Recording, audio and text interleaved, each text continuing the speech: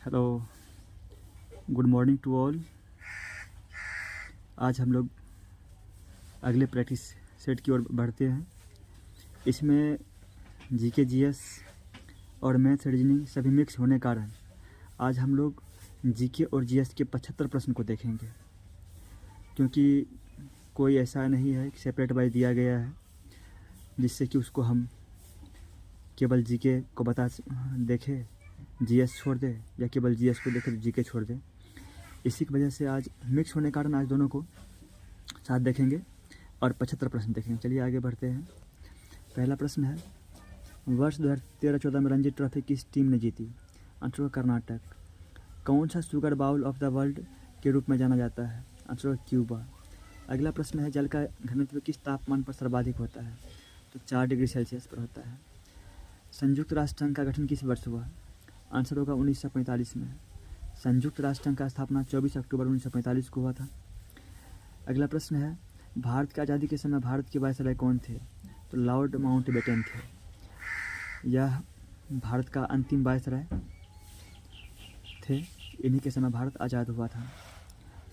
अगला प्रश्न है, कौन सा आईसीएस अधिकारी भारतीय राष्ट्रीय कांग्रेस 1885 में गठन में शामिल रहा? आंसर होगा एओ हुम। अगला प्रश्न है, म्यांमार की नई राजधानी है। पहले यांगून था, बाद में नेपिदौ हो गया है। तमस उपन्यास के लेखक कौन है? आंसर होगा भीष्म सहनी। आंग सान सू जो एनएलडी की नेत्री है, किस देश से संबंध रखती है? आंसर होगा म्यांमार से। अगला प्रश्न है, भारत की आज़ादी के समय इंग्लैंड के प्रधानमंत्री कौन थे? आंसर होगा क्लीमेंट एटली। अगला प्रश्न है, भारतीय रिजर्व बैंक के वर्तमान गवर्नर कौन है? तो उस समय रघुराम राजन थे। अभी शक्तिकांत दास हैं जो कि 25वें गवर्नर है। और बात करें आरबीआई का, तो आरबीआई का स्थापना 1 अप्रैल 1935 को हुआ था। इसका मुख्यालय बम्बई है। अगले प्रश्न पर बढ़ते हैं, भारत राष्ट्रीय महिला आयोग की वर्तमान अध्यक्ष कौन है? तो वर्तमान की बात करें, यह 13-14 का सेट है। 2015 में इसका एग्जाम हुआ था, तो उस समय का प्रश्न पूछा गया है, लेकिन वर्तमान में रेखा शर्मा है। हम लोग बढ़ते हैं अगली प्रश्न की ओर। भारत और चीन के बीच पंचशील समझौता कब हस्ताक्षरित हुआ? आंसर होगा 1954 में। भारत में हरित क्रांति जनक कौन थे? आंसर होगा एम एस स्वामीनाथन। पूर्ण स्वराज का संकल्प कांग्रेस के द्वारा कब पारित किया गया? आंसर होगा 26 जनवरी 1930 को लाहौर अधिवेशन में। महात्मा गांधी और बाबा साहेब अम्बेडकर के बीच पूना समझौता कब की गई? आंसर होगा 26 दिसंबर 1932 को। तो 1932 में हम लोग टिक लगाएंगे। अगला प्रश्न है, गिर का वन शेरों के लिए प्रसिद्ध है। यह किस राज्य में अवस्थित है? आंसर होगा गुजरात में। प्रसिद्ध पेंटर राजा रवि वर्मा किस रियासत से जुड़े थे? आंसर होगा त्रावणकोर रियासत से जुड़े थे। हम लोग बढ़ते हैं अगले प्रश्न की ओर। बिहार में बहने वाली 4 नदियों में किसका उद्गम अमरकंटक में है? तो सोन नदी का उद्गम अमरकंटक में है। इधर मैथ का दिया हुआ है, तो हम लोग मैथ का एक प्रश्न बीच में जीके का है, इसको देख लेते हैं। निम्नलिखित में किसने नालंदा विश्वविद्यालय में अध्ययन किया था? आंसर होगा वेंटसांग। इधर मैथ का है, तो मैथ का हम लोग इस प्रैक्टिस पर नहीं देखेंगे। बढ़ते हैं अगले प्रश्न की ओर, जहाँ जीके जीएस दिया हुआ होगा। तो ये रीजनिंग वाला है। इधर साइड आ गया है जीके जीएस का। यहाँ से इबोला क्या है? इबोला एक वायरस है। हरे रंग का पदार्थ जो पौधे में प्रकाश संश्लेषण करता है, वह निम्नलिखित में कौन है? तो आंसर होगा क्लोरोफिल। साइलेंट वैली या मुख घाटी किस राज्य में अवस्थित है? तो केरल में। गोवा किस नदी पर अवस्थित है? मांडवी नदी पर।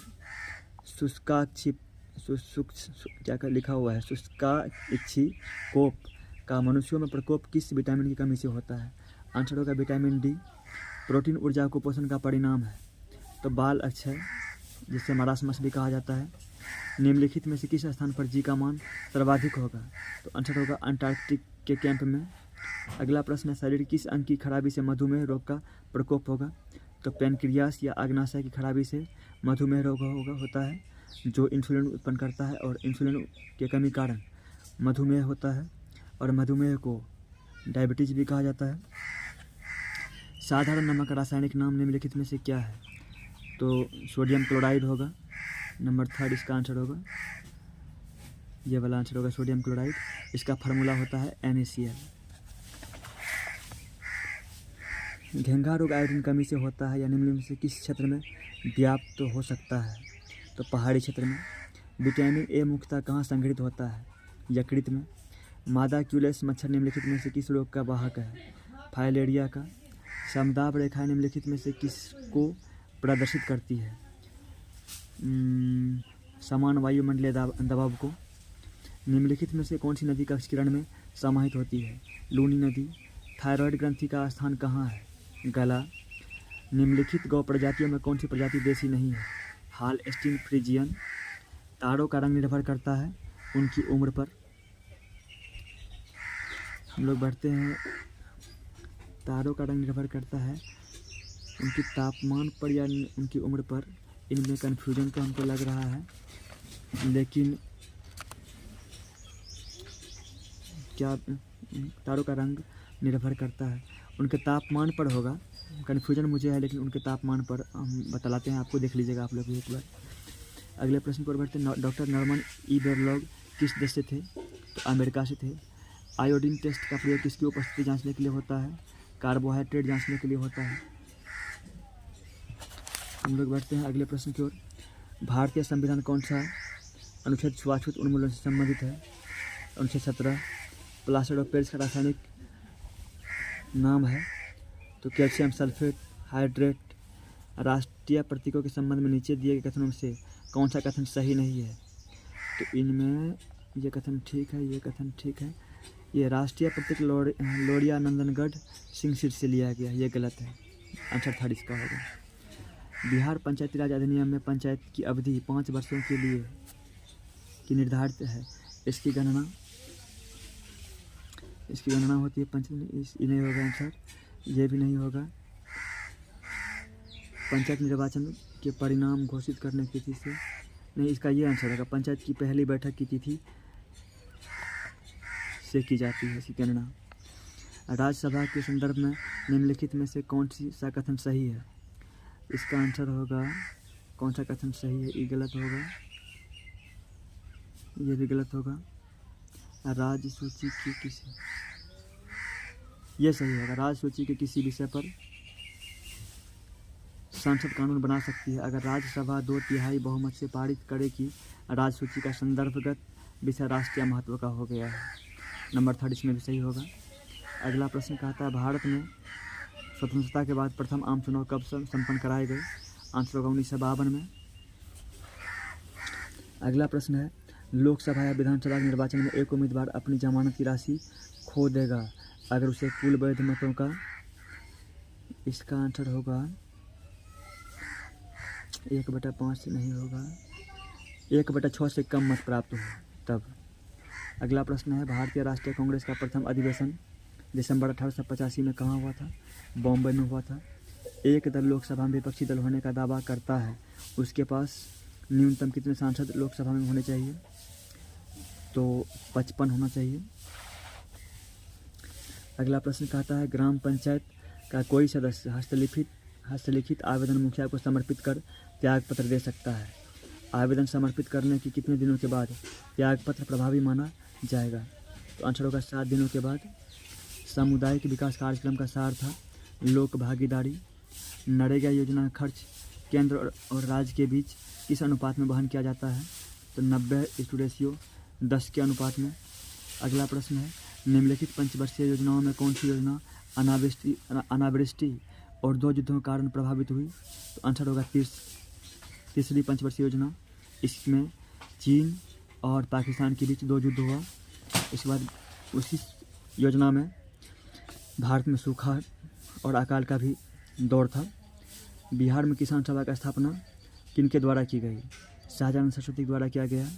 1860 में प्रकाशित नील दर्पण नील की खेती करने वालों की दुर्दशा चित्रित करता है। नील दर्पण रचनाकार कौन थे?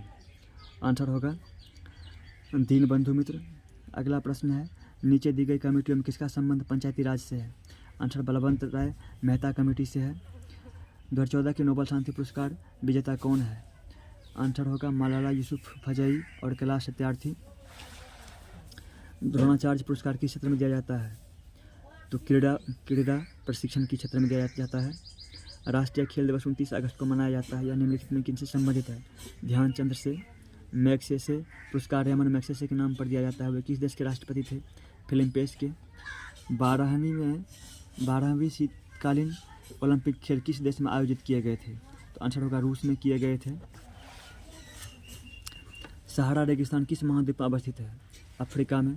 डूरंड कप किस खेल से संबंधित है? फुटबॉल से। भारत एक खोज पुस्तक अहमदनगर किला जेल में कारावास के दौरान लिखी गई थी। भारत एक खोज के लेखक कौन थे? जवाहरलाल नेहरू। बिहू किस राज्य का लोक नृत्य है? असम का। पेरू की राजधानी है लीमा। चेरनोबिल परमाणु संयंत्र जो अब बंद है कहाँ है? यूक्रेन में। जापान की मुद्रा क्या है? आंसर होगा येन। निम्नलिखित में किस चक्रवात ने भारत के पूर्वी तट को प्रभावित नहीं किया? तो आंसर होगा नीलोफर। ट्रेन टू पाकिस्तान पुस्तक निम्नलिखित में से किसने लिखी है? आंसर होगा Khushwant Singh. Wings of fire पुस्तक के लेखक कौन है? तो आंसर होगा अबुल कलाम आज़ाद। Thank you. ये थोड़ा वीडियो लंबा हो गया क्योंकि कम समय में ज़्यादा प्रश्न अगर रिवीजन किया जाए, रिवीजन यही होता है कम समय में का बना हो, लेकिन इसमें 75 प्रश्न लिए गए हैं इसलिए थोड़ा लंबा वीडियो बना। तो थैंक यू और लंबा वीडियो के लिए सॉरी।